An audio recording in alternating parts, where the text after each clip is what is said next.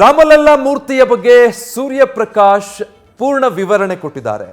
ಶಿಲ್ಪಿ ಅರುಣ್ ಯೋಗಿರಾಜ್ ಅವರ ಸಹೋದರ ಸೂರ್ಯಪ್ರಕಾಶ್ ಶ್ರೀರಾಮಲಲ್ಲಾ ಮೂರ್ತಿಯ ಕುರಿತು ಸಂಪೂರ್ಣವಾಗಿ ಅದರ ವಿವರಣೆಯನ್ನು ಕೊಟ್ಟಿದ್ದಾರೆ. ಅಂದ್ರೆ ನಾವು ಕೂಡ ಇದಕ್ಕೆ ಮುಂಚೆ ನ್ಯೂಸ್ ಫಸ್ಟ್ನಲ್ಲಿ ನಿಮ್ಮ ಮುಂದೆ ಇಡ್ತಾ ಇದ್ವಿ.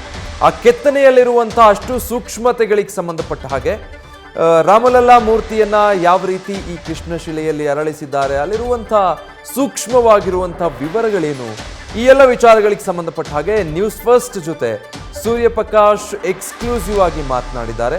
ಅಂದ್ರೆ ಇದನ್ನ ಕೆತ್ತನೆ ಮಾಡಿದಾರಲ್ಲ ಶಿಲ್ಪಿ ಅರುಣ್ ಯೋಗಿರಾಜ್ ಅವರ ಸಹೋದರ ಇವರು ಸೂರ್ಯಪ್ರಕಾಶ್. ಸೊ ಏನು ಉದ್ದೇಶಗಳಿಟ್ಕೊಂಡು ಯಾವೆಲ್ಲ ಅರ್ಥಗಳು ತುಂಬಿರೋ ಹಾಗೆ ಬಹಳ ಸೂಕ್ಷ್ಮ ವಿಚಾರಗಳಿಂದ ಕೂಡಿ ಈ ಕೆತ್ತನೆಯನ್ನ ಮಾಡಲಾಗಿದೆ ಅನ್ನೋದರ ಸಂಪೂರ್ಣ ವಿವರವನ್ನ ನ್ಯೂಸ್ ಫಸ್ಟ್ ಜೊತೆ ಮಾತಾಡುವಾಗ ಎಕ್ಸ್ಕ್ಲೂಸಿವ್ ಆಗಿ ಆ ಎಲ್ಲ ವಿಚಾರಗಳನ್ನ ಸೂರ್ಯಪ್ರಕಾಶ್ ನ್ಯೂಸ್ ಫಸ್ಟ್ ಜೊತೆಗೆ ಹಂಚಿಕೊಂಡಿದ್ದಾರೆ.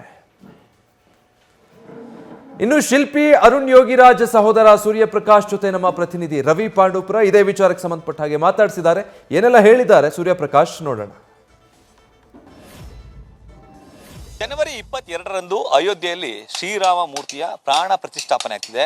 ಈಗಾಗಲೇ ಶ್ರೀರಾಮಲಲ್ಲಾ ಮೂರ್ತಿಯ ಫೋಟೋ ಅನಾವರಣ ಆಗಿದೆ. ಆ ಸ್ಥಳದಲ್ಲಿ ಪೀಠವೊಂದರಲ್ಲಿ ಶ್ರೀರಾಮಲಲ್ಲಾ ಮೂರ್ತಿಯನ್ನು ಕೂಡ ಈಗಾಗಲೇ ಕುಳ್ಳಿರಿಸಲಾಗಿದೆ.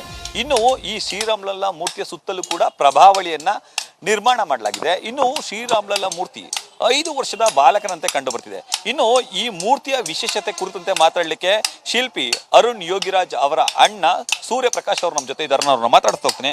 ಸರ್, ಈಗ ನೀವು ಫೋಟೋಗಳನ್ನ ನೋಡ್ತಿದ್ರೆ ಸರ್, ಫೋಟೋ ವಿಶೇಷತೆ ಹೇಳ್ಬೋದು ಸರ್? ಸರ್, ಮೊದಲನೇದಾಗಿ ಒಂದು ಐತಿಹಾಸಿಕ ದೇವಾಲಯ ಅಯೋಧ್ಯೆಯಲ್ಲಿ ರಾಮನ ಮೂರ್ತಿಯನ್ನ ಇವತ್ತು ಗರ್ಭಗುಡಿಯಲ್ಲಿ ಕೂರಿಸಿದ್ದಾರೆ. ಅದಕ್ಕೆ ನನ್ನ ತಮ್ಮನಿಗೆ ಆತ್ಮೀಯವಾದಂಥ ಅಭಿನಂದನೆಗಳು, ಹಾಗೂ ಅವನಿಗೆ ಭಗವಂತ ಇನ್ನೂ ಹೆಚ್ಚಿನ ಯಶಸ್ಸು ಕೊಡಲಿ ಅಂತ ನಾನು ಮೊದಲನ್ನ ಕೇಳ್ಕೊಳ್ತೀನಿ. ಹಾಗೂ ಈ ಒಂದು ಮೂರ್ತಿಯನ್ನು ಮಾಡೋದಕ್ಕೆ ಇದ್ದಂಥ ಅವನ ತಂಡದವ್ರಿಗೂ ನಾನು ಆರ್ಥಿಕ ಅಭಿನಂದನೆಗಳನ್ನ ತಿಳಿಸೋಕೆ ಇಷ್ಟಪಡ್ತೀನಿ. ಹಾಗೂ ಇನ್ನೂ 2 ಶಿಲ್ಪಿಗಳಿದ್ದಾರೆ, ಅವ್ರಿಗೂ ಕೂಡ ನಮ್ಮ ಬಸವಣ್ಣವರಿಂದ ಅವ್ರಿಗೂ ಕೂಡ ಧನ್ಯವಾದಗಳನ್ನ ಅರ್ಪಿಸ್ತೀನಿ. ಯಾಕೆಂದರೆ ಅವರು ಅಮೋಘವಾಗಿ ಮಾಡಿದ್ದಾರೆ. ಹಾಗೂ ಅವ್ರಿಗೂ ಕೂಡ ನಮ್ಮ ಅನಂತ ನಮನಗಳು. ಹಾಗೂ ಮೂರ್ತಿಯ ವಿಶೇಷತೆ ಏನಂತಂದರೆ ರಾಮರು 5ರಿಂದ 6 ವರ್ಷದ ಬಾಲಕರಂತೆ ಕಾಣ್ತಾ ಇದ್ದಾರೆ. ಜೊತೆಗೆ ನೇತ್ರೋನ್ಮಿಲನ ಆದಮೇಲೆ ಅದು ಮುಖದಲ್ಲಿರುವಂಥ ಪಟ್ಟಿಯನ್ನು ತೆಗೆಯುವಂಥದ್ದು. ಅಂದರೆ 22ನೇ ತಾರೀಕು ತನಕ ನಾವು ಕಾಯಬೇಕಾಗತ್ತೆ. ಜೊತೆಗೆ ರಾಮರು ಸೂರ್ಯ ವಂಶಸ್ಥರಾಗಿರೋದ್ರಿಂದ ಸೂರ್ಯದೇವ ಮೇಲಿರುವಂಥದ್ದು. ಜೊತೆಗೆ ದಶಾವತಾರಗಳಿದ್ದಾವೆ. ನಾವು ಯಾವ ರೀತಿ ಕೂರ್ಮ ಮತ್ತು ಮತ್ಸ್ಯ, ವಾಮನ ಈ ಥರ ಅವತಾರಗಳು, ಹಾಗೂ ರಾಮನ ಬಂಟರಾದಂಥ ಆಂಜನೇಯ ಸ್ವಾಮಿ ಹಾಗೂ ಗರುಡ ಮೂರ್ತಿ ಇದಿಷ್ಟು ಇದ್ದಾರೆ.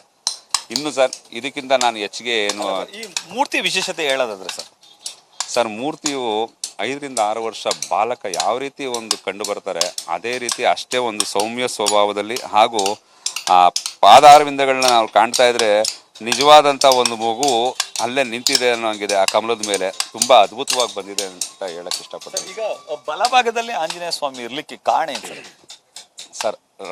ರಾಮರಿಗೆ ಪ್ರಿಯವಾದಂಥ ಬಂಟ ಹನುಮಂತ, ರಾಮನ ಭಕ್ತರು ಹನುಮಂತ.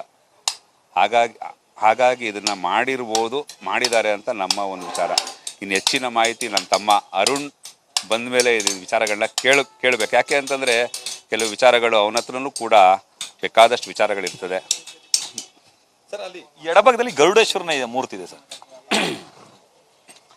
ಸರ್, ಇದೆಲ್ಲದಕ್ಕೂ ಕೂಡ ಅವನು ಅರುಣ್ ಮಾತಾಡ್ತಾನೆ ಅಂತ ನನಗಿದು. ಯಾಕೆ ಅಂತಂದರೆ ನನ್ನ ಚಿತ್ರ ಇದು ಹೊರಗಡೆ ಬಂದಿರೋದೇ ನನಗೆ ತಿಳಿದಿರಲಿಲ್ಲ. ಇದಾಗಲೇ ಬಂದಿದೆ. ಇದರಲ್ಲಿ ಇನ್ನೂ ನನಗೆ ಯಾತಕ್ಕೆ ಇದನ್ನು ನನಗೆ ಮಾತಾಡೋಕ್ಕೆ ಮನಸ್ಸು ಒಂದು ಸ್ವಲ್ಪ ಹಿಂಜರಿತಾ ಇದೆ ಅಂತಂದರೆ, ರಾಮರು ನಿಂತಿದ್ದಾರೆ, ಅದು ಬಿಲ್ಲು ಬಾಣ ಧರಿಸಬೇಕು.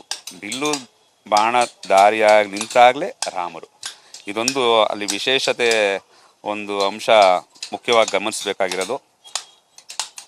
ಈ ರಾಮನ ವಿಗ್ರಹದಲ್ಲಿ ಸರ್ ಹೊಯ್ಸಳರ ಕಾಲದಂತಹ ಮರಣಿ ಸರ ಇದೆ, ಅದನ್ನು ಕೂಡ ಸೂಕ್ಷ್ಮವಾಗಿ ಕೆತ್ತಿದ್ದಾರೆ ಅಂತ ಸರ್. ಅದನ್ನೊಂಚೂರು ಅಲ್ಲಿ ಕ್ಯಾಮ್ರಾ ತೋರಿಸ್ಕೊಂಡು ಹೇಳ್ಬೋದು ಸರ್. ಆಭರಣಗಳೆಲ್ಲ ನಮ್ಮ ಹೊಯ್ಸಳ ಶೈಲಿಯಲ್ಲೇ ಮಾಡಿರುವಂಥದ್ದು.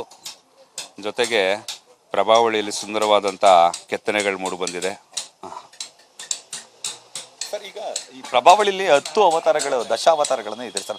ಯಾವ್ಯಾವ ಅವತಾರಗಳು ಮತ್ತೆ ಈ ಓಂ ಅದರ ಬಗ್ಗೆ ವಿಶೇಷ ಕೆಲವು ವಿಚಾರಗಳೆಲ್ಲ ನನ್ನ ತಮ್ಮ ಅರುಣ್ ಬಂದ ಮೇಲೆ ಮಾತಾಡ್ತಾರೆ. ಜೊತೆಗೆ ಇದರಲ್ಲಿ ಶಂಕು ಚಕ್ರ ಹಾಗೂ ಸ್ವಸ್ತಿಕ್ ಹಾಗೂ ಓಮ್ ಎಲ್ಲ ಇರುವಂಥದ್ದು ಕಂಡು ಬರ್ತಾ ಇದೆ. ಬಹಳ ಅದ್ಭುತವಾಗಿದೆ ಕೆತ್ತನೆ ಕೆಲಸ. ಅದ್ರ ಬಗ್ಗೆ ಎರಡು ಮಾತಿಲ್ಲ ಸರ್. ಈ ಪ್ರಭಾವಳಿಯಲ್ಲಿ ಈ 10 ವಿಶೇಷತೆಗಳು ಇರಬೇಕಾದ್ರೆ ಏನಕ್ಕೆ ಸರ್ ಇದಿರುತ್ತೆ ಸರ್? ಇದೊಂದು ರಾಮರ ಅವತಾರಗಳು. ಯಾಕೆಂದರೆ ಸರ್ ಅವರು ವಿಷ್ಣು ಸ್ವರೂಪ ಆಗಿರೋದ್ರಿಂದ ರಾಮರು ಯಾವ ರೀತಿಯ ಅವತಾರಗಳನ್ನ ಎತ್ತಿದ್ದಾರೆ ಅನ್ನೋದನ್ನು ಇದು ಕೆತ್ತಿರುವಂಥದ್ದು ಸರ್ ಇದು. ಜೊತೆಗೆ ಈ ಒಂದು ವಿಚಾರಗಳು ಬಹುಶಃ ಕಮಿಟಿಯವರು ಕೂಡ ಹೇಳಿರ್ಬೋದು, ಅಥವಾ ಇದನ್ನು ಮಾಡೋದ್ರಿಂದ ಇದು ಮಾಡಲೇಬೇಕಾಗ್ತದೆ ಸರ್ ಶ್ರೀರಾಮರಿಗೆ. ಯಾಕೆಂದರೆ ರಾಮನ ಅವತಾರಗಳು ಮಾಡಿದಾಗಲೇ ಆ ರಾಮರಿಗೆ ಪರಿಪೂರ್ಣ ಅನ್ನೋದು ನನ್ನ ಅಭಿಪ್ರಾಯ ಸರ್. ಇದಿಷ್ಟು ಶಿಲ್ಪಿ ಅರುಣ್ ಯೋಗಿರಾಜ್ ಅವರ ಸಹೋದರ ಸೂರ್ಯಪ್ರಕಾಶ್ ಅವರ ಮಾತುಗಳು. ಕ್ಯಾಮ್ರಾ ಪರ್ಸನ್ ವಿನಯ್ ಜೊತೆ Ravi Pandavapura, news first Mysuru. News first ನಿರ್ಭೀತಿಯಿಂದ ನಿಮ್ಮ ಪರವಾಗಿ.